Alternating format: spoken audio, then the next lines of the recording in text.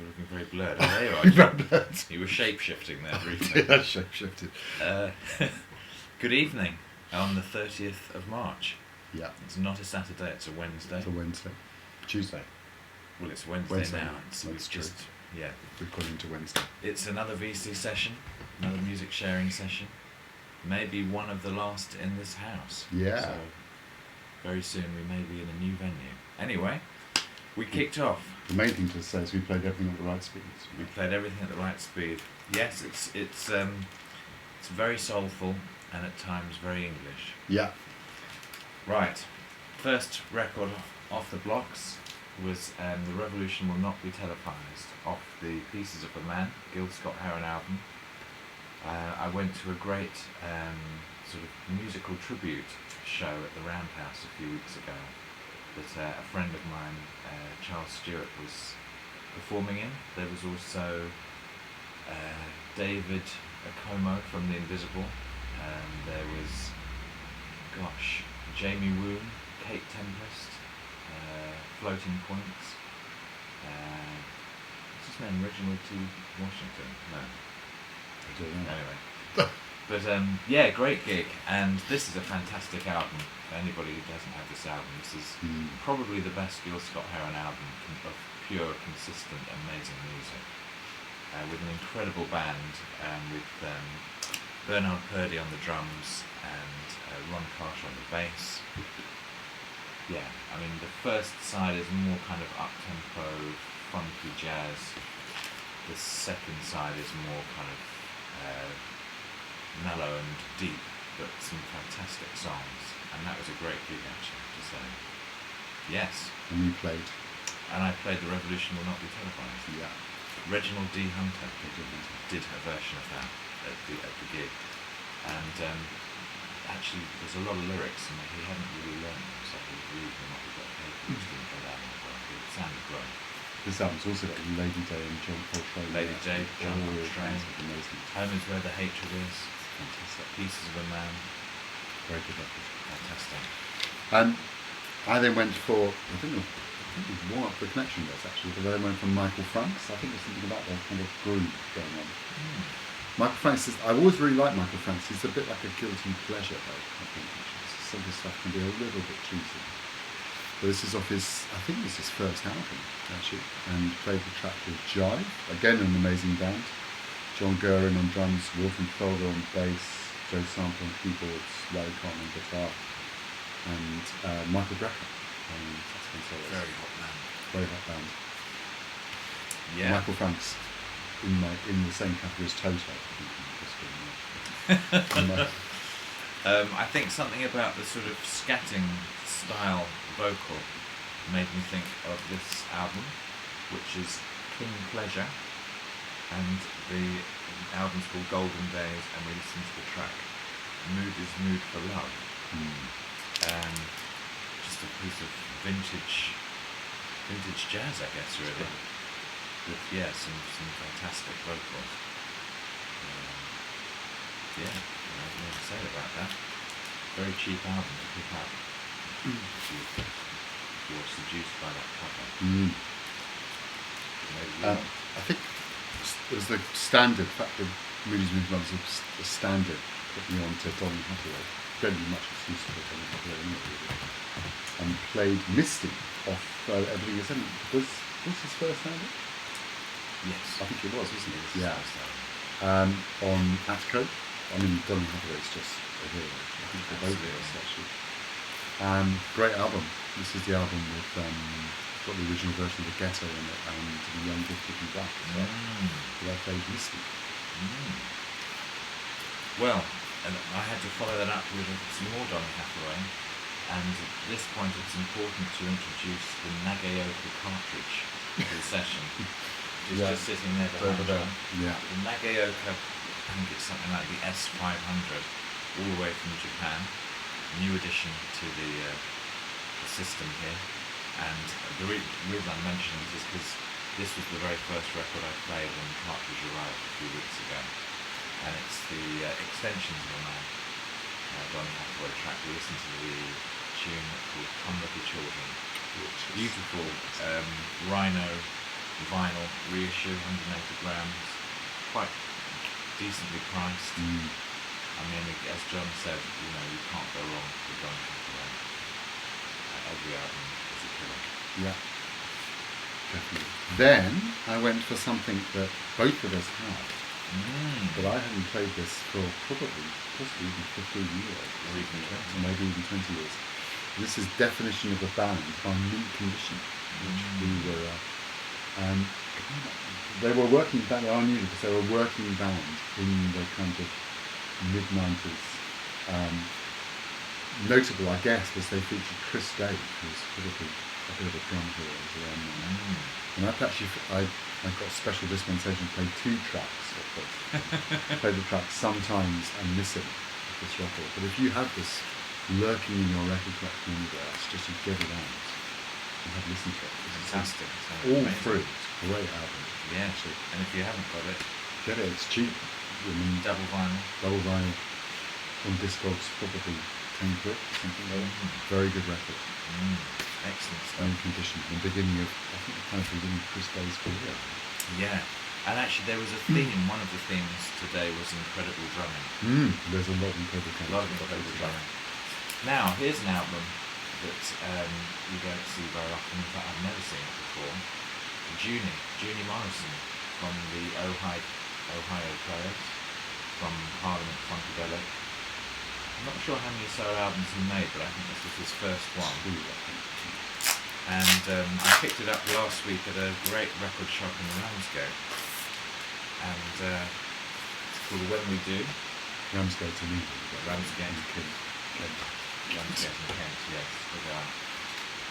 Fantastic album. Really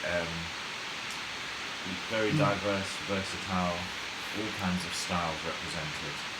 He plays all the instruments. Plays all the instruments, incredibly talented musician. A lot of people are sort of, I think, discovering him at the moment. But yeah, highly recommended if you see this anywhere. We listened to the track, I think, called Tightrope. Yeah. It's slightly weird that I was playing it in the car on the way down. That's right. One of those That actual track. Yeah, that actual track, which is one of those slightly weird coincidences. Not on vinyl. I haven't got a deck in my car. Yeah.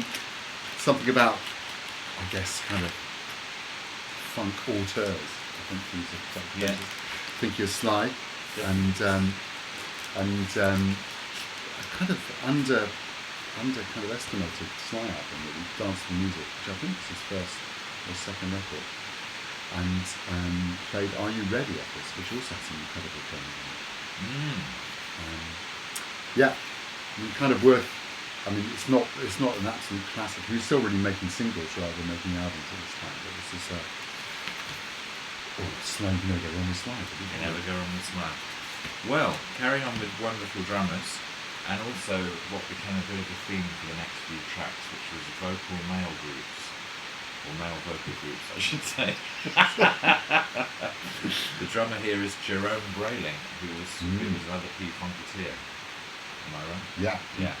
He played that amazing drum on Killer Sucker. This is the Chambers Brothers, so San Francisco sort of psychedelic soul band really, and this is an album from 1975, produced by David Rubinson of Herbie Hancock production fame. An album I picked up very cheaply in a local record shop a couple of weeks ago, and there's just one absolute killer tune, which of course I can't remember what it's called now. What was it called? No idea. No idea at all. Well, let's have a look. It was called Who Wants to Listen, I think. Yeah, it was called Who Wants to Listen.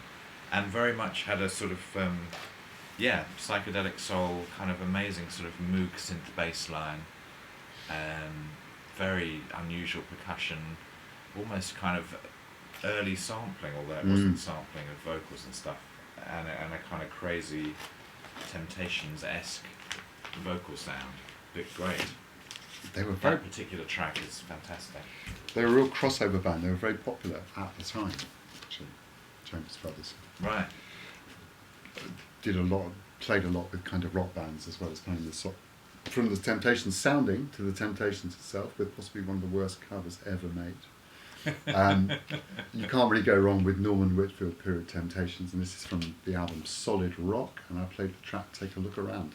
It's really weird. It's a horrible cover in every sense. Actually, it looks like a kind of reissue before it even came out for an impeccably produced album. It's very, very strange kind of bit of packaging. But yeah, I mean, I'm sure loads of people listen to Norman Whitfield period Temptations, and always great stuff, actually. Carrying on with the male vocal vibe, we have the Chai Lights and the track For God's Sake, Give More Power to the People, which seems like a pretty good idea right at the moment. This track was featured on a BBC 4 documentary about the Black Power movement that I watched recently. Great tune, great film. I don't know if you can get to see it outside this country. Yeah, nice album. Great album, Chai Lights. Chai Lights. One more in the vocal males. From all you. The male vocals. That's right. Went for, stayed with Motown in my case. Went for the Four Tops, another terrible cover. Absolutely, the back cover's even worse. But this is from the Frank Wilson period, Four Tops. Great producer, Frank Wilson. He got overshadowed, understandably, probably by Norman Whitfield, and played the track It's the Way Nature Planned It, with the usual amazing lineup of Motown musicians on there. Nice mid-tempo kind of groover. And then the final vocal, male vocal session song was from the Delphonics. Male vols. The Male Vols. Another not a great cover, I have to say, but probably marginally better than the last couple. So. The Delphonics Alive and Kicking. There they are. From 1974 on Bell Records, which I imagine was Tom Bell's label. Yeah. Produced by Watson Hart and Hart. Don't know who they are. We listened to the tune called 17 and in Love, which was also a sort of smouldering sort of slow to mid-tempo groover, I would say. And we did kind of wonder at this point what's happened to the male vocal. And I think we might possibly have had a break at this moment. We did have a break. And I have to say, John had produced the finest sheep's cheese we've ever tasted. Yeah, it could be the best ever, I think. Absolutely sensational. Yeah. I didn't actually produce it myself. I bought it from a Portuguese delicatessen. A delicious chocolate Easter bunny. Yeah. As it's kind of Easter. Yeah. Or was Easter. It was Easter. Then I played my only CD of the evening, which is by Derek Hodge. In fact, the only CD of the entire session. Yeah. What a fine CD it was. Listening to this a lot, actually. It's on Blue Note. Derek Hodge is a bass player with Robert Glasper and various others. And this is a kind of, I'd say bass player albums are not always great. True. I mean, bass players are great. Bass players are fantastic. But this is a really great album. Really interesting arrangements. Every track's different. Played the track called The Real, which also features Chris Dave again on drums. But this is a really good, unfortunately not on vinyl, but definitely recommend picking this up on CD. Really sounded amazing, actually. It's a kind of play it all the way through stuff. Really good. A sort of replay for me. I think I've shown this album before. It's the latest Thundercat EP, another bass player who makes good solo albums. The album's called The Beyond / Where the Giants Roam, and we listened to a track called it's really hard to see what the tracks are called on here. It was called something Lone Wolf and Cub. Lovely red vinyl. Yeah. Look at that. Beautiful. Actually, it was sounding a bit. It wasn't sounding that great. It was very good. Well, it's all beautiful. Look at that lovely inner sleeve. Everything about it is great apart from the actual sound of the record. Yeah, the pressing, the music's great, but the pressing. The pressing wasn't that fantastic. On Brain Feeder, I think. Yeah. Yeah.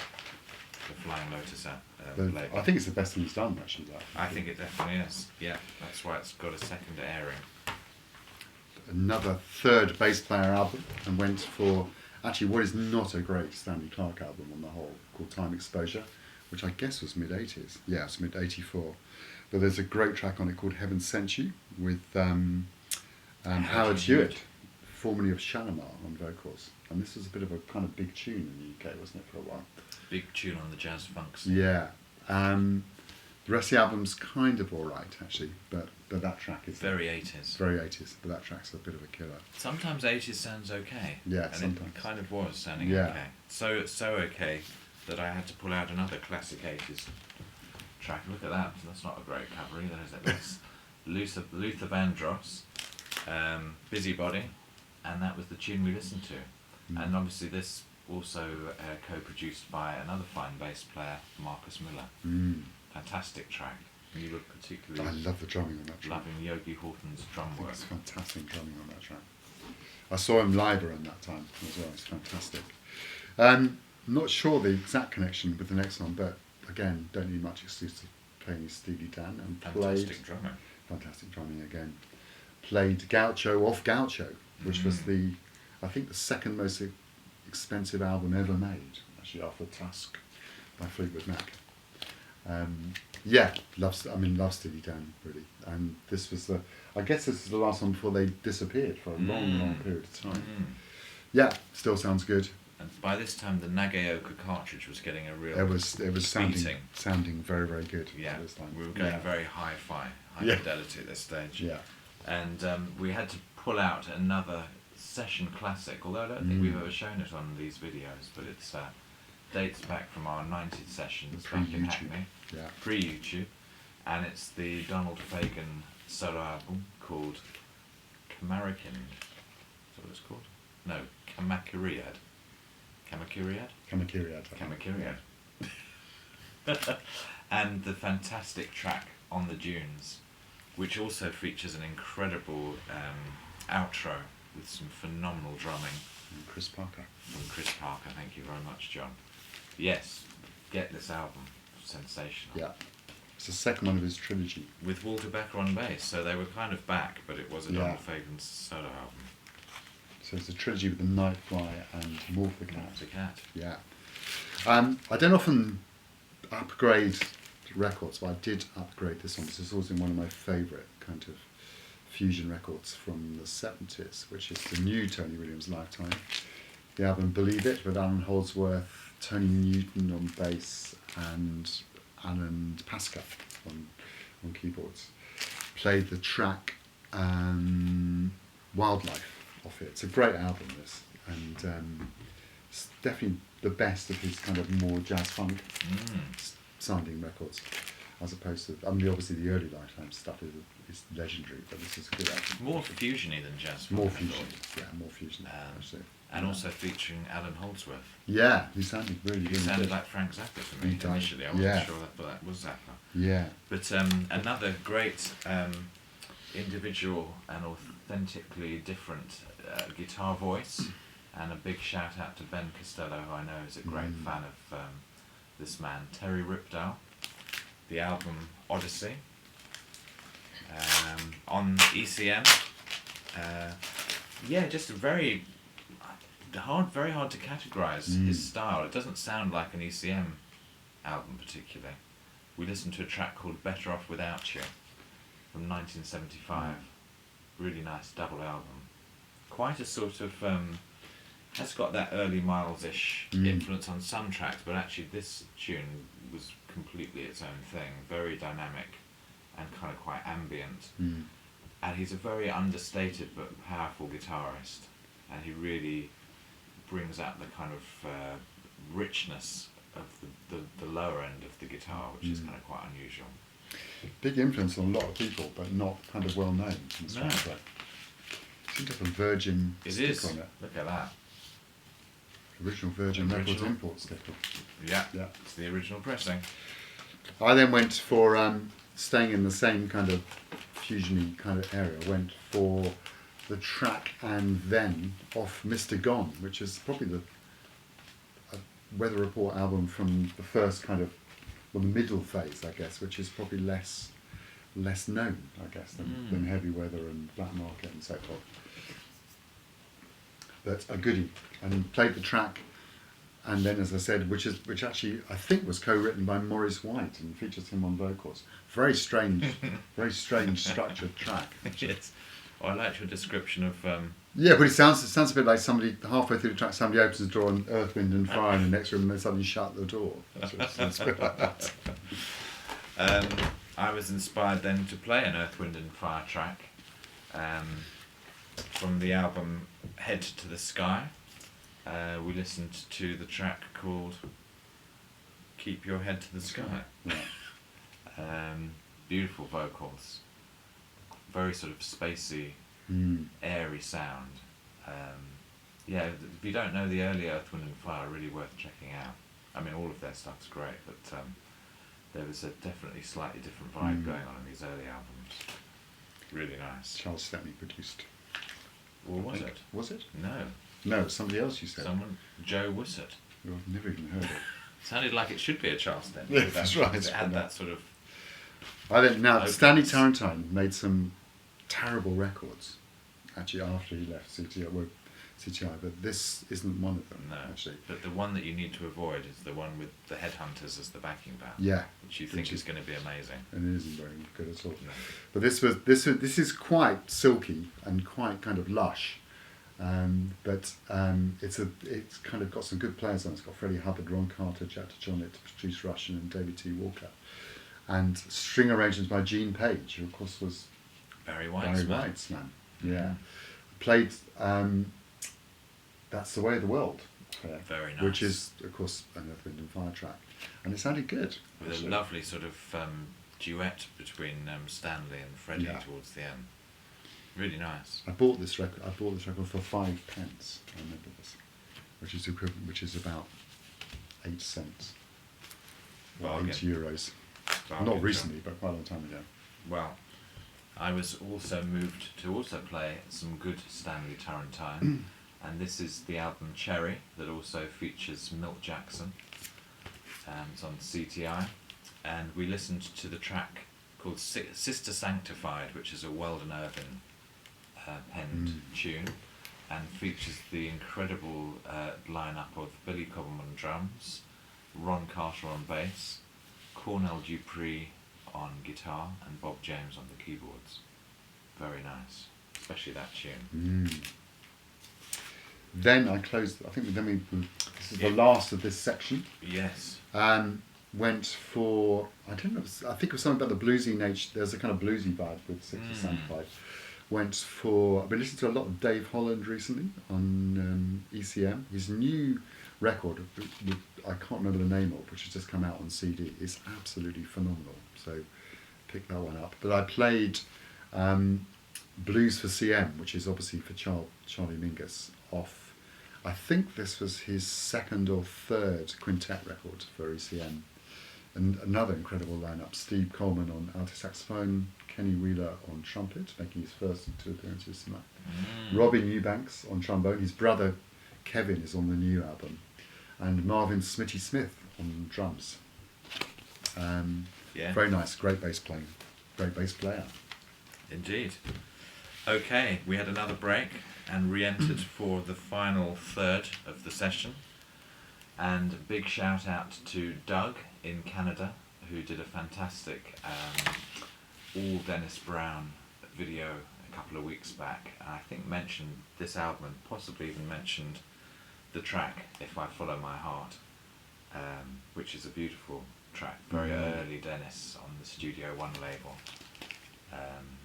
Yeah, sounded fantastic. Thank you for reminding me that I had this music, Doug, and always enjoy your videos. I then went for, I guess there was a bit of a kind of Dennis Brown and Gregory Isaacs were the two kind of kings when I really was in post-Bob, yeah. I played the track If I Don't Have You, which is a phenomenal track of More Gregory, which was kind of mid-70s, was it? Or early... I'd say late 70s. Early 80s. Or early 80s. Yeah, early 80s Gregory Isaacs record. 81. Yeah. Featuring, most of the album features Roots Radix, but that track features Sly and Robbing. It's such an amazing track. There's nothing on it. Absolutely amazing. It's bass and drums, a tiny touch of keyboards Yeah. and vocals, and that's it. Yeah. And it's just an amazing song. And a great album. Great album. It's kind of featured a lot, that song. It's been in soundtracks and so forth as well. Other people sampled it and so forth. Great record. Yes. Well, I've got to say hello to the 6-inch pianist, who is a new. He is a bit bigger than that, I think, in real life. But he showed this 12-inch, which I'd never heard of before. Martin L. Dumar Jr. A track called Attitude, Belief and Determination on blue vinyl, which you don't need to see. And it sounds a bit like a cross between Earth, Wind and Fire and Roy Ayers. And it grooved along. It grooved along? It grooved along. We grooved to it. Okay. We then kind of moved into, we had a mini break, I think, after that. Must have done. I think you went out and somebody had some cheese, I think, but it wasn't a major break. And then I was very lucky yesterday because my sister Louise had her friend Sue. Hello Sue, hello my sister Louise as well, who was taking a box of records on the way to charity shop, and she let me and my nephew Adam, who's now becoming a vinyl junkie, dig into the box before she took it down there. And I got a upgrade on my copy of Wish You Were Here, which was my favourite Pink Floyd record. We played the track Shining Crazy Diamond That's the off one it as well, which is, anyways, I don't need to tell anybody about Pink Floyd, but it's my favourite record.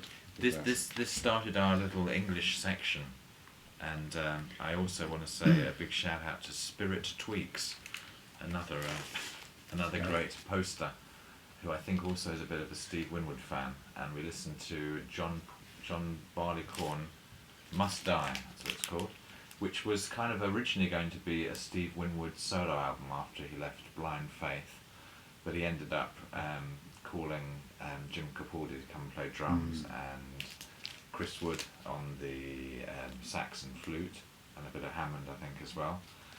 And fantastic album. If you don't know this album, we listened to the track called Empty Pages, which was a Winwood Capaldi co-penned track. Really lovely album. Yeah. It's the first kind of getting it together in the country album for Traffic, I think. Yeah.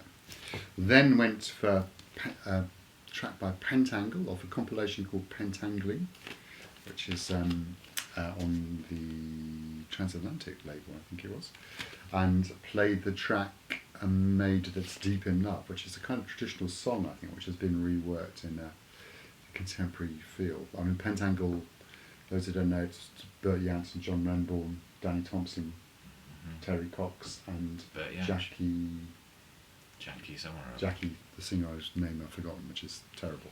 Anyway, great band, great. This is a very nice compilation actually, and this had some, as well as the kind of usual acoustic sound, has some kind of quite nice electric kind of touches to it as well. Jackie Michaud. There you go. Well, another classic, not particularly original, but a beautiful album that just sort of slightly rediscovered recently, which is Nick Drake's Brighter Later, which is one of the albums where there's a bit more kind of orchestration and other musicians involved.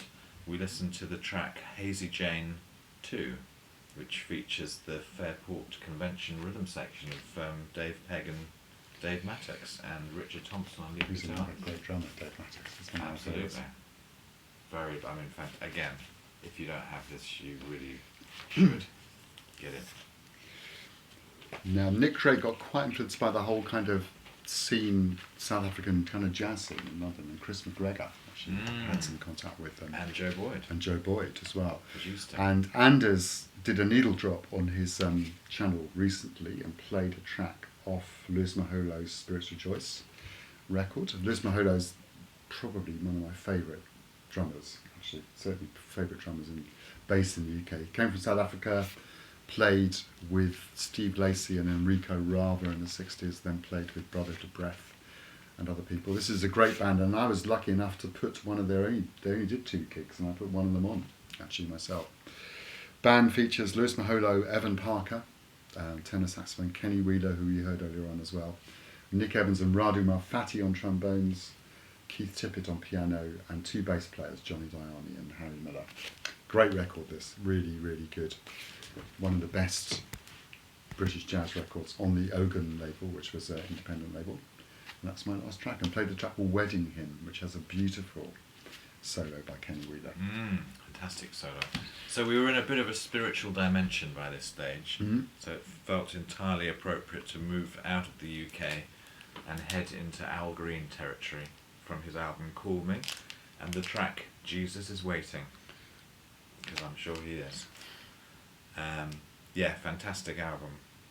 Beautiful. Yeah, I mean Al Green's vocal. Yeah, sort of duetting with himself. Yeah. Very kind of dynamic. He takes it right down, almost whispering. Beautiful. And a fitting end to a very good session. Very good session. Yeah. So, that's it, folks. Thank you for watching. Thank you for watching. Thank you for people who subscribe and comment. We really appreciate it. And we'll see you again soon. See you soon. Bye. See you.